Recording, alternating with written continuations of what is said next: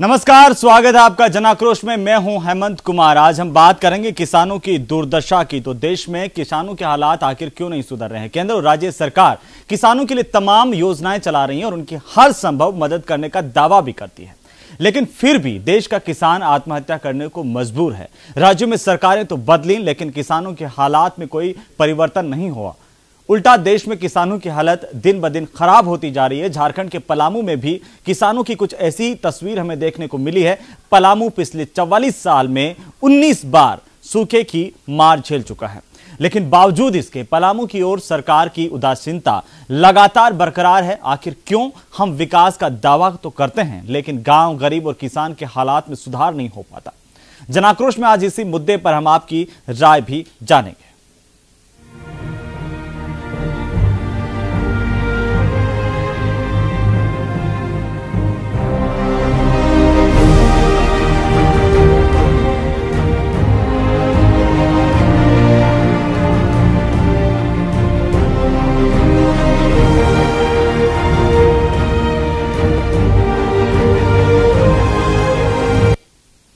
तो झारखंड राज्य का पलामू जिला एक बार फिर सूखे के मुहाने पर खड़ा हुआ है। एक बार फिर किसान की बर्बादी लेकर आ गया है सूखा। जिस खेती पर किसान अपनी पूंजी जमा कर बैठा है, अगर वही खेती बर्बादी के कगार पर खड़ी हो जाए तो बेचारा किसान क्या करेगा? आप पहले देखिए पलामू के किसानों के दर्द को बयां करती यह खास रिपोर्ट। धान पैदा करने वाले खेत आज अपने सीने पर लंबे चौड़े दरार लिए खुले आसमान की ओर ताक रहे हैं, इस आस में कि शायद बादल बरसे और वो हरे भरे हो सके। जी हाँ, पलामू में सुखाड़ की घंटी बज चुकी है। किसान खेतों के सूखने से परेशान होने लगे हैं। पानी के अभाव में खेतों में दरारें पड़ने लगी हैं। दलहन फसलों की तिलांजलि दे चुके पलामू के किसान हर साल धान की पैदावार की आस लगाते हैं, पर मौसम की दगाबाजी हर साल उन्हें निराश करती है और इस बार भी किसानों के साथ कुछ ऐसा ही हो रहा है। इस बार भी किसानों ने बड़ी आस और मेहनत के साथ खेती शुरू की है, लेकिन किसानों का कहना है कि अगर इस बार बारिश नहीं हुई तो वो बर्बाद हो जाएंगे। क्या करूं, हमने तो भूखे मरत ही है। खेत बाड़ी सब धान पान रोप ले, कर्जा को हम करके सब मरिए गए। किसानों का कहना है कि उन्होंने अपनी सारी जमा पूंजी खेती में लगा दी है। बारिश नहीं हुई तो सारा बीज सूख जाएगा और गांव के सारे किसान खेती पर ही निर्भर हैं। गांव के सारे कुएं और नहर भी सूख गए हैं। कर्जा गुआम ले करके सब हम लोग रोपे, बाकी भगवान जैसे पानी बिना सब मर गया। हमने 20 बरस से पलामू में पूरी तरह से सुखाड़ की स्थिति पैदा हो चुकी है। ऐसे में सरकार को ध्यान देना चाहिए, लेकिन सरकार भी कुछ नहीं कर रही है। वहीं विधायक का कहना है कि पलामू जिले में पहले से भी ज्यादा अकाल पड़ने जा रहा है। हमने सरकार के सामने बात रखी है कि जल्द से जल्द अकाल क्षेत्र घोषित किया जाए। सुखाड़ करीब हो चुका है। जो फसल धान के और मकई के लगाए जा चुके हैं, सरकार को उनको तुरंत बचाना चाहिए था। बचाने के लिए डीजल खरीदने के लिए जो पैसे हमारी सरकार, हमारी कैबिनेट में हम लोगों ने निकाल के जो जिला में भेजा था, उन पैसों को किसानों में बंटवाना चाहिए। हम लोगों ने सरकार के पास रखने के काम किया, प्रपोजल दिया है, तो निश्चित तौर पर हमारी सरकार, हम लोग पलामू का काल क्षेत्र घोषित कराने की मांग करते हैं और निश्चित तौर पर काल क्षेत्र घोषित। पिछले 44 सालों में 19 बार पलामू अकाल का सामना कर चुका है और आज फिर उसी पायदान पर आ खड़ा हुआ है। विडंबना तो इस बात की है कि आज तक केंद्र या राज्य सरकार ने पूर्ण रूप से अकाल संहिता लागू करने की कोशिश नहीं की और न ही सूखे से जूझ रहे किसानों पर कोई ध्यान दिया। बस राहत के नाम पर डेटा तैयार करती रही और फाइलों के अंबार लगाती रही। फिर चाहे किसान खेती से हुए नुकसान से बर्बाद हो जाए या फिर सूखे से हुए बुरे हालातों पर किसान आत्महत्या कर ले, इससे सरकार को कोई मतलब नहीं। अब देखना ये होगा कि इस बार सरकार का क्या रुख होता है। न्यूज इंडिया के लिए पलामू से राजीव रंजन की रिपोर्ट।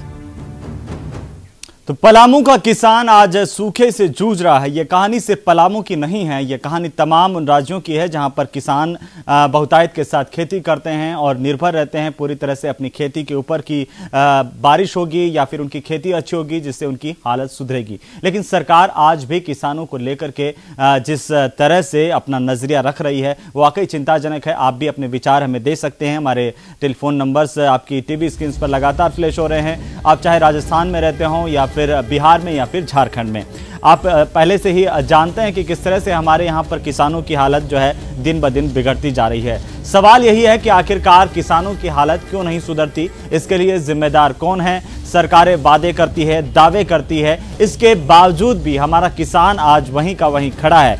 बल्कि जैसे जैसे देश में विकास की बात हो रही है, किसान उल्टा पीछे की तरफ धकेलता जा रहा है। कर्ज की मार जो है वो किसान पर बढ़ती जा रही है, तो उसकी आर्थिक हालत भी दिन ब दिन बिगड़ती जा रही है। और यही वजह है कि चाहे महाराष्ट्र के विदर्भ की बात कर लीजिए या फिर झारखंड, बिहार, राजस्थान, तमाम जगहों का किसान आज दुखी है।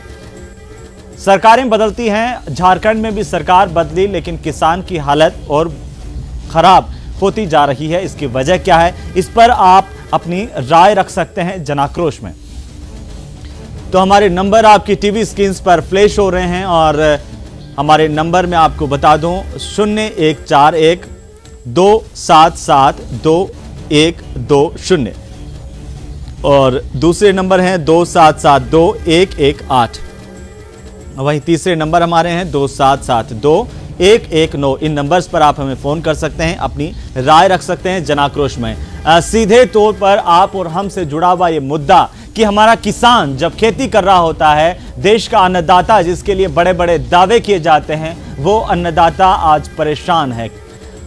देश के हर जगहों के किसानों की यही कहानी है जो झारखंड के पलामू के किसान की कहानी है। पलामू का किसान भी आज पूरी तरह से प्रभावित हो रहा है। मौसम की मार के आगे, सूखे के आगे बेबस है और सरकार से उम्मीद लगाए बैठा है। लेकिन सरकार है कि उसकी उदासीनता किसानों को लेकर के साफ नजर आ रही है।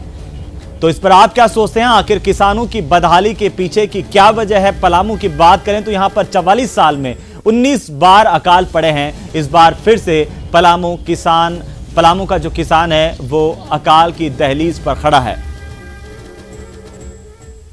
तो क्या सरकार की उदासीनता का शिकार है किसान? किसानों की इस तरह की हालत के लिए आखिर जिम्मेदार कौन है? ये तमाम सवाल हैं जिन्हें आज हमें तलाशने की जरूरत है।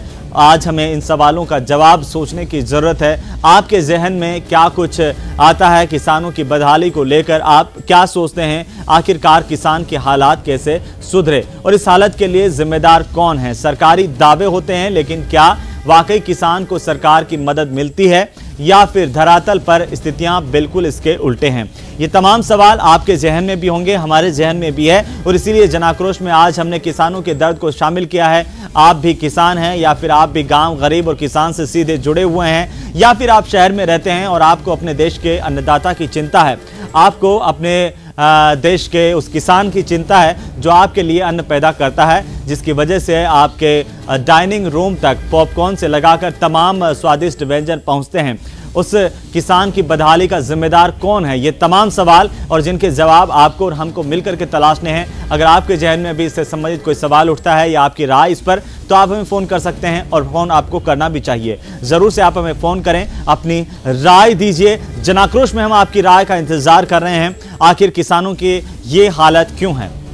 किसान की बदहाली का जिम्मेदार कौन है और आखिर किसान आत्महत्या क्यों करते जा रहे हैं? क्या पलामू के किसानों के सामने भी कुछ इसी तरह की परेशानियां खड़ी हो गई है? और आखिर किसान परेशान होता है तो किसकी ओर देखता है? उम्मीद की किरण से, और वो उम्मीद जब टूटती है, उसकी आशाओं पर जब पानी फिरता है, तो वो तमाम संवेदनशीलता, तमाम बातें और तमाम संवेदनाएं आखिरकार उनको नज़रअंदाज कौन कर रहा है?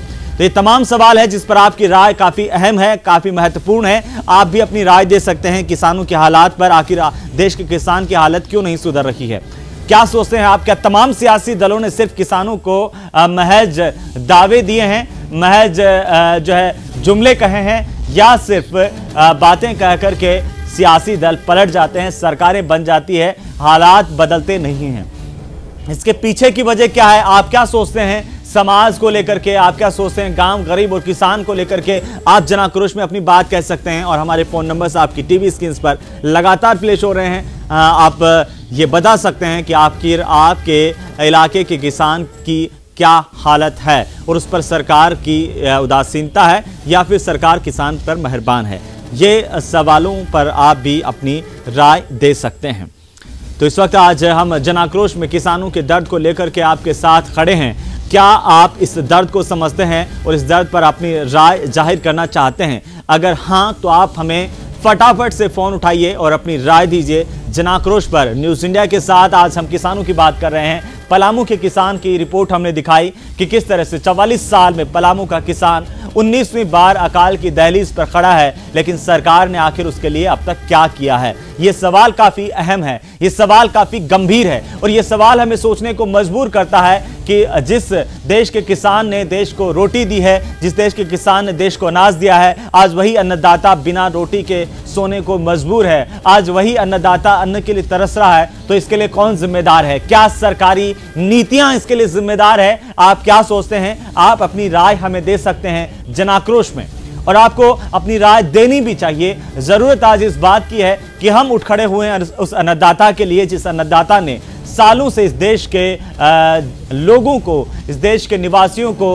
अनाज दिया है, पैदा करके अपनी मेहनत से पैदा करके अनाज दिया है। वो भ्रष्टाचार नहीं करता, वो नहीं सोचता कि आपकी सरकारें उसके लिए क्या रणनीतियां बना रही है। वो देखना चाहता है कि आपकी सरकार बदलती है, आपके दावे बदलते हैं, लेकिन उसकी हालत में कितना सुधार होता है। वो देखना चाहता है जब वो परेशान है, जब राम उससे रूठ गया, बारिश नहीं हुई, अकाल पड़ गया, उस वक्त उसके लिए कौन खड़ा होता है? क्या आप और हम उस वक्त उसके लिए एक फोन भी नहीं कर सकते हैं? तो इस बात की जरूरत आज जन आक्रोश में आपकी राय को जानने की हम कोशिश कर रहे हैं और आपको अपनी राय देनी भी चाहिए। इस तरह के मुद्दों पर अगर आप नहीं बोलेंगे, अगर आप फोन नहीं करेंगे या अपनी राय आप बेबाकी के साथ नहीं रखेंगे, तो इस देश की हालत कैसे सुधरेंगे? उसके लिए सिर्फ मीडिया ही जिम्मेदार नहीं है, आप हम घरों में बैठे वो लोग भी उतने ही जिम्मेदार हैं जो सिर्फ टेलीविज़न देख लेते हैं और उसके बाद अपनी इतिश्री समझ लेते हैं कि आखिर हमारा योगदान यही है। ये योगदान नहीं है। आपको आज फ़ोन करना चाहिए और इसलिए करना चाहिए क्योंकि किसानों के दर्द की बात हम कर रहे हैं। मैं आपको बता दूं कि पलामू के किसानों की रिपोर्ट हमने दिखाई। बदहाली के दौर से आज पलामू का किसान गुजर रहा है और ऐसे ही हालात कुछ राजस्थान में हैं और इसी तरह के हालात बाकी राज्यों में भी देखने को मिल रहे हैं, चाहे वो हरियाणा हो, बिहार हो, झारखंड हो या फिर महाराष्ट्र का विदर्भ का इलाका, जहां पर कई किसानों ने आत्महत्या कर ली इसलिए क्योंकि उनकी सुनने वाला कोई नहीं था। अगर आप किसान की संवेदना को समझते हैं, किसान की आवाज़ को सुनना चाहते हैं, तो एक फ़ोन उठाइए और इस पर अपनी राय दीजिए, जिससे एक राय बनेगी कि आखिरकार सरकारों को रणनीतियों में परिवर्तित करना पड़ेगा। क्या किसान के लिए हमने जो नीतियां बनाई है उसमें कहीं ना कहीं कोई कमज़ोरी है? इसी वजह से आज देश का किसान जो है इस तरह से परेशान है, अपने खेत में बैठा ये सोच रहा है कि मेरी सरकार क्या कर रही है, मेरा जनप्रतिनिधि मुझ तक क्यों नहीं पहुंचता, और सरकार जो सहायता के दावे करती है वो सहायता नहीं मिल पाती। क्यों आज भी आज़ादी के इतने सालों बाद भी हमारे किसान को सूदखोरों के पास ही जाना पड़ता है कि भैया मुझे 1000 रुपये दे दीजिए, मुझे खेत जोतना है। ये एक दर्द भरी दास्तान है हमारे देश के अन्नदाता की, जिस अन्नदाता पर निर्भर है देश, जिस अन्नदाता की वजह से आप और हमारे ड्राइंग रूम तक पॉपकॉर्न से लगा करके तमाम व्यंजन पहुंचते हैं, जिस देश के अन्नदाता की मेहनत की वजह से हमारे घरों तक रोटी पहुंचती है। उस अन्नदाता की फिक्र अगर आज हम नहीं करेंगे तो यकीन मानिए कि संवेदनाएं तार तार हो जाएंगी। मानवता ये सवाल पूछेगी कि आखिर हमने अपना दायित्व समाज के लिए कितना निभाया। तो इस पर भी हमें सोचने की ज़रूरत है। जन आक्रोश में आज हम इसी के साथ आपके साथ हाजिर हुए हैं। आप भी अपनी राय हम तक पहुंचा सकते हैं, अपनी राय रख सकते हैं। ख़ासतौर से अगर आप पलामू से ही में ही देख करके इस कार्यक्रम को देख रहे हैं तो आपको अपनी राय जरूर रखनी होगी कि यहाँ के किसान को आखिर क्या परेशानियाँ हैं और सरकार उसके लिए क्या कर रही है। अगर आप बिहार में बैठे हैं या फिर आप राजस्थान में बैठे हैं तो भी आपको ये बताना ज़रूरी हो जाता है कि हमारी जो सरकार की नीतियां हैं वो किसानों के लिहाज से ठीक हैं। क्या किसान की हालत सरकारों की इस नीतियों की वजह से सुधर पाएगी? इसके लिए जिम्मेदार कौन है? तो ये सवाल हमारे जहन में आज है। जनाक्रोश में आज इसी बात पर हम चर्चा करने के लिए आपके साथ खासतौर से हमारी फोन लाइन्स खुली हुई हैं, जिन पर आप हमें फोन कर सकते हैं।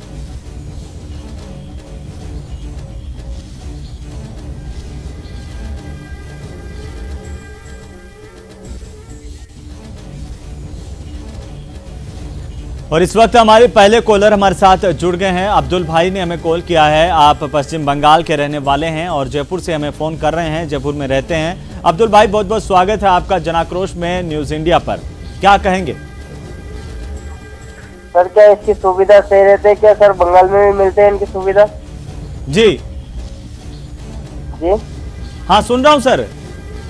जी कह रहा हूँ सर, ये जो देख रहे हैं सर सुविधा जो होते हैं, ये धान का, हर चीज का, खेती बाड़ी का क्या सुविधा होते हैं सर? जी, आखिर देश का किसान परेशान क्यों है अब्दुल जी? क्या इसके लिए हमारी सरकारें भी जिम्मेदार है?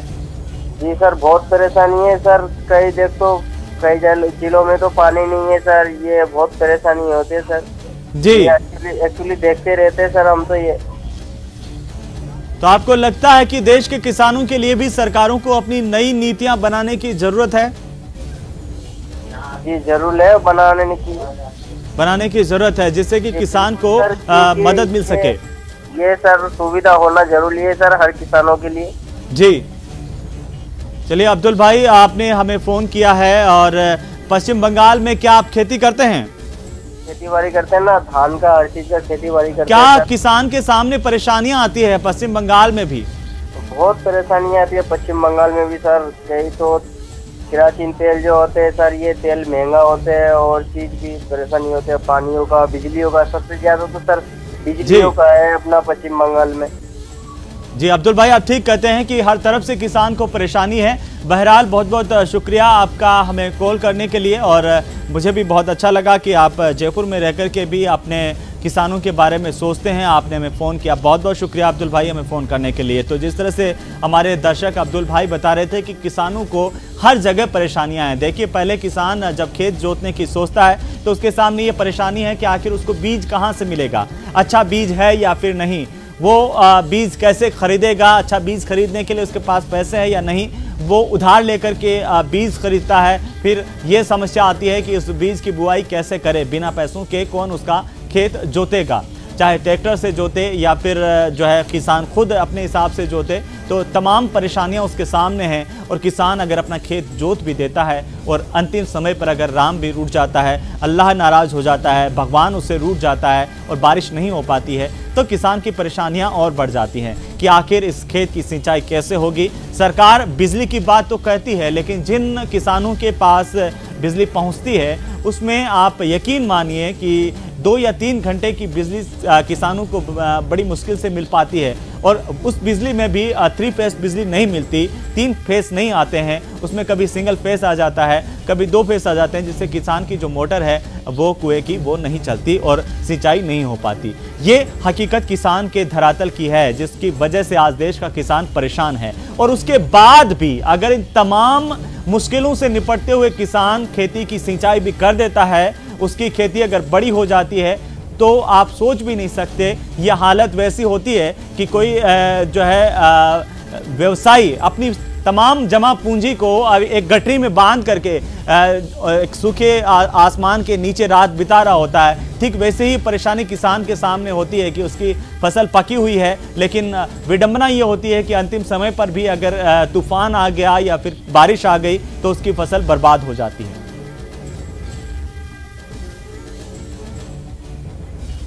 और इस वक्त हमारे साथ एक और कॉलर हमारे साथ जुड़ रही हैं। आप समीक्षा सिंह हैं, पलामू से आप हमें फ़ोन कर रही हैं। बहुत बहुत स्वागत है जनाक्रोश में आपका। क्या कहना चाहेंगी समीक्षा जी, पलामू के किसानों की पहले तो हालत कैसी है, देश के बाकी दर्शकों को भी समझ में आए, और फिर ये जो बार बार किसानों की परेशानी आती है और किसान की आज बदहाल वाली स्थिति है, इसका जिम्मेदार कौन है? कहना चाहूँगी, बेचारे किसान क्या करेंगे अगर बारिश नहीं हुई तो। ऊपर से ये महंगाई की मार है, बेचारे क्या करेंगे। उन लोग तो गरीब है, उनके पास तो इतने पैसे नहीं है जो खरीद के खा सके। और सरकार को चाहिए कि डीजल पंप दे, उन्हें सुविधाएं दे।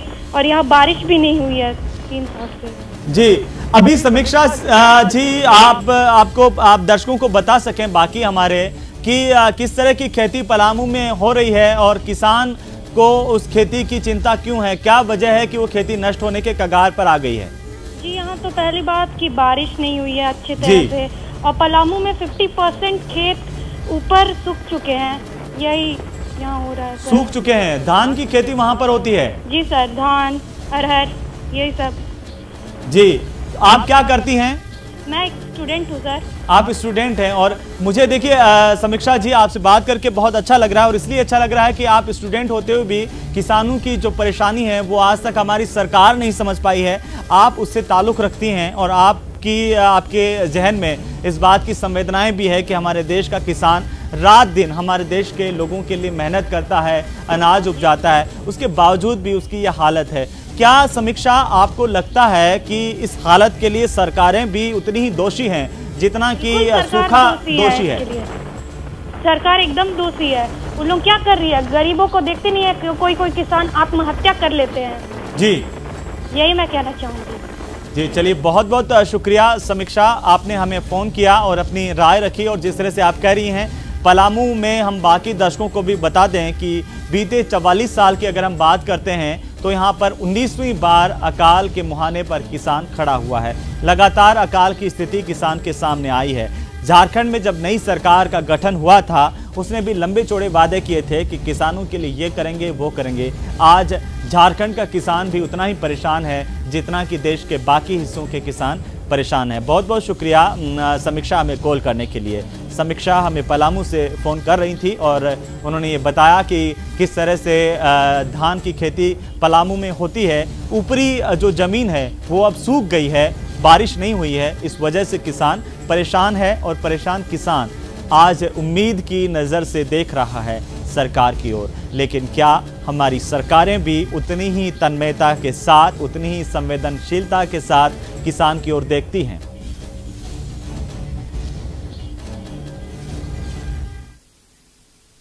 तो किसानों की हालत दिन ब दिन देश में खराब होती जा रही है। आपको और हमको ये सोचना पड़ेगा कि हमारे देश की जो योजनाएं हैं, हमारे देश की जो नीतियां हैं, वो क्या हमारे किसान के भी अनुकूल है। गांव गरीब और किसान की सोच सरकार को करनी होगी और इसके लिए आपको और हमको भी आगे आकर के सोचना होगा कि आखिर हमारे किसान की हालत कैसे सुधरे। आज के लिए इस जनाक्रोश में इतना ही, लेकिन कल फिर किसी एक और मुद्दे के साथ हम हाजिर होंगे। तब तक के लिए मुझे अनुमति दीजिए। नमस्कार।